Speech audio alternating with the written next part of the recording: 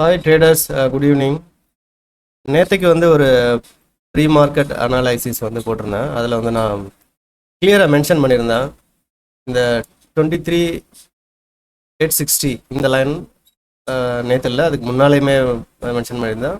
But நேற்று வந்து என்ன மென்ஷன் பண்ணியிருந்தேன்னா, இந்த 23,860 வந்து இந்த சப்போர்ட் வந்து வீக் ஆயிடுச்சு. நெக்ஸ்ட் சப்போர்ட் 23,800 அப்படின்னு மென்ஷன் பண்ணியிருந்தேன். இந்த சப்போர்ட் பிரேக் பண்ணிட்டால் இனிமேல் வந்து 23,800க்கு மேலே போகிறதுக்கான சான்சஸ் இல்லை. ஐ மீன் 24,000 அந்த ரேஞ்சில் வந்து ஷார்ட் பண்ணுறவங்க வந்து தைரியமாக பண்ணலாம் அப்படின்ற மாதிரி சொல்லியிருந்தேன். 23,800 வந்து ஃபைனல் சப்போர்ட். இது பிரேக் பண்ணிடுச்சுன்னா இனிமேல் 23,800 கிராஸ் பண்ணி மேலே போகிறதுக்கான சான்சஸ் இல்லை அப்படின்னு நான் நேற்று சொல்லியிருந்தேன். அதுவும் இல்லாமல் இந்த 23,860 இந்த லைன் வந்து இந்த சப்போர்ட் வந்து இப்போ வீக் ஆயிடுச்சு அப்படின்னு மென்ஷன் பண்ணியிருந்தேன். ஃப்ளாட் ஆர் கேப் டவுன் தான் ஓப்பன் ஆகும்ன்ற மாதிரியும் நான் என்னோட ஐடியா இருந்தது. என்னாச்சுன்னா அதே மாதிரி வந்து இந்த 23,860 இந்த லைன் வீக் ஆயிடுச்சு, பிரேக் பண்ணிடுச்சு. ஃபைனல் சப்போர்ட்டு 23,800 அதுவும் பிரேக் பண்ணிடுச்சு. ஸோ அதுக்கப்புறம் யாருமே யோசிக்கவே தேவையில்லை. இனிமேல் 23,800க்கு மேலே போகாது அப்படின்றத ரொம்ப ரிஜிட்டாக சொல்லியிருந்தேன். அது இல்லாமல் நேற்று வந்து சில இஷ்யூஸ் ஏன் அது நடக்குது, என்ன ப்ராப்ளம் அப்படின்ற மாதிரி மென்ஷன் பண்ணியிருந்தேன் நேற்றைய வீடியோவில். உங்களுக்கு டைம் இருந்ததுன்னா போய் என்னுடைய நேத்தோட ப்ரீ மார்க்கெட் ரிப்போர்ட்டை பார்க்கலாம். ஸோ இன்றைக்கி என்னாச்சு, இந்த ஃபைனல் சப்போர்ட் 23,800 பிரேக் டவுன் பண்ணிடுச்சு. ஸோ கன்ஃபார்ம் இப்போதைக்கு வந்து இந்த 23,800 வந்து மேலே எடுக்காது அப்படின்றதையுமே நான் நேற்று வந்து கிளியராக மென்ஷன் பண்ணியிருந்தேன். எக்ஸாக்டாக வந்து அதே 23,800 நான் மென்ஷன் பண்ணேன். அந்த லைனை விட்டு அதால் போக முடியலை, கீழே தான் வந்தது. கீழே ரொம்பவே நான் சொன்னேன்ல, நேற்றோட வீடியோவில் நான் ஒரு விஷயம் சொல்லியிருந்தேன். அதாவது ப்ரீவியஸ் இங்கே ரொம்ப வந்து ஸ்டாப் லாஸ் இல்லை அப்படின்னாலும், ஐ மீன் இங்கே பை பண்ணவங்களோட ஸ்டாப் லாஸ்லாம் எடுத்துருச்சு, மறுபடியும் பை பண்ணவங்களோட ஸ்டாப் லாஸையும் வந்து எடுத்தாச்சு. ஸோ வந்து நியூ ஸ்டாப் லாஸ் எதுவுமே இல்லை. பட் லாங் டேர்மில் வாங்கி வச்சுருக்காங்க இல்லையா, அவங்க வந்து பேனிக் மோடுக்கு வந்துடுவாங்க. ஸோ அவங்க பேனிக் மோடுக்கு வந்தால் ஃப்ரீ ஃபால் நடக்கும் அப்படின்றத இந்த வேர்டிங்கை நான் எக்ஸாக்டாக சொல்லியிருந்தேன் நேற்றையோட வீடியோவில். நான் அந்த கிளிப்பிங்கை கூட இங்கே காட்டலாம், பட் அந்த கிளிப்பிங் எங்கே காட்டுறது அவ்வளோ நல்லா இருக்காது. நான் என்ன சொல்லியிருந்தேன், இங்கே ஸ்டாப் லாஸ் இல்லை, இங்கே உள்ள ஸ்டாப் லாஸ் எல்லாம் எடுத்துருச்சு, மறுபடியும் எல்லாத்தோட ஸ்டாப் லாஸும் எடுத்துருச்சு. பட் லாங் டேர்முக்கு இன்வெஸ்ட் பண்ணலான்னு சொல்லிட்டு இங்கே வந்தாங்க இல்லையா, நல்ல ஒரு லெவல் இது. 23,250ன்றது ஒரு 23,300 அந்த ரேஞ்சு நல்ல லெவல்.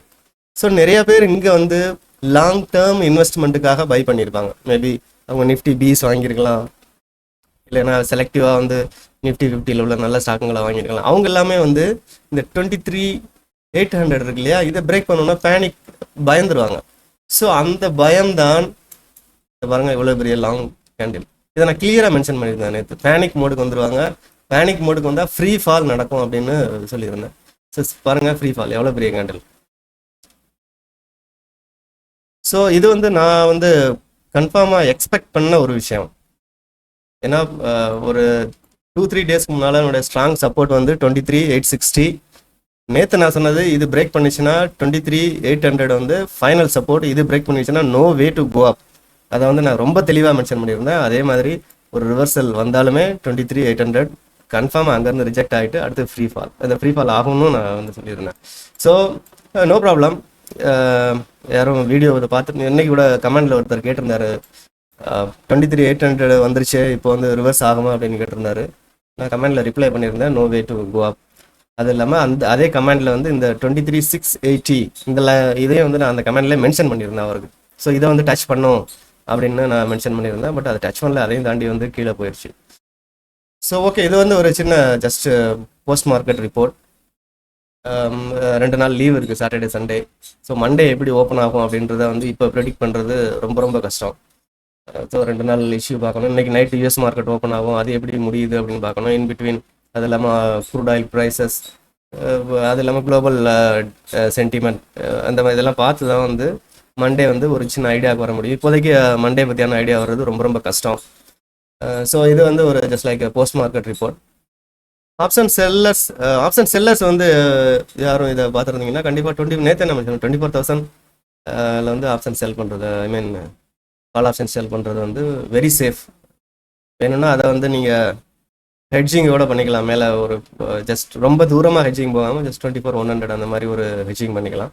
ஏன்னா நியராக ஹெட்ஜ் பண்ணும்போது என்ன பெனிஃபிட் நமக்கு அப்படின்னா, இன்கேஸ் அன்வான்ட் கேப் அப் வரும்போது, திடீர்னு மண்டே வந்து பயங்கர கேப் அப் நடக்கும்போது நம்மளுடைய லாஸ் வந்து ரொம்ப கம்மியாக இருக்கும். ஏன்னா நம்ம நியராக ஹெட்ஜ் பண்ணி இருக்கிறதுனால இதோட லாஸும் இந்த 24,100 maybe for example 24,100 call option by பண்ணியிருந்தீங்கன்னா அதோட ப்ராஃபிட் வந்து அட்லீஸ்ட் இந்த லாஸை வந்து கொஞ்சம் மேனேஜ் பண்ண முடியும்.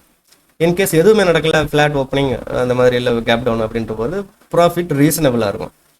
ஸோ அதுக்காக தான் நான் சொல்லியிருந்தேன் 24,000 ஆப்ஷன் செல்லர்ஸ்க்கு வந்து 24,000 அந்த ரேஞ்சில் வந்து கால் ஆப்ஷன் ஷார்ட் பண்ணுறது இதாக இருக்கும், யூஸ்ஃபுல்லாக இருக்கும் அப்படின்ற மாதிரி சொல்லியிருந்தேன். Okay, anyway it's too early to decide for Monday.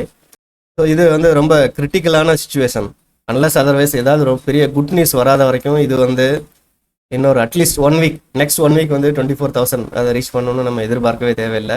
அந்த மாதிரி தான் மார்க்கெட் போகும் அப்படின்னு எதிர்பார்க்குறேன். எனிவே வந்து சண்டே ஈவினிங் வந்து இருக்கிற டேட்டாஸ் எவ்வளோ டேட்டாஸ் கிடைச்சதோ அதை வச்சு என்னுடைய ப்ரிடிக்ஷன் என்ன இருக்கும் அப்படின்ற மாதிரி நான் போஸ்ட் பண்ணுறேன். நீங்களும் ட்ரை பண்ணி பாருங்கள். அந்த மாதிரி ஜஸ்ட் உங்களுக்குள்ளே ஒரு ஐடியாவை க்ரியேட் பண்ணிக்க, மேபி இது நடக்கலாம் அது நடக்கலாம்னு. அடுத்த நாள் மார்க்கெட்டை வாட்ச் பண்ணுங்கள். வாட்ச் பண்ணிவிட்டு உங்களுக்கு கான்ஃபிடென்ட் அதிகமாகும். அதுக்காக தான் நான் வந்து இந்த வீடியோ போடுறேன்.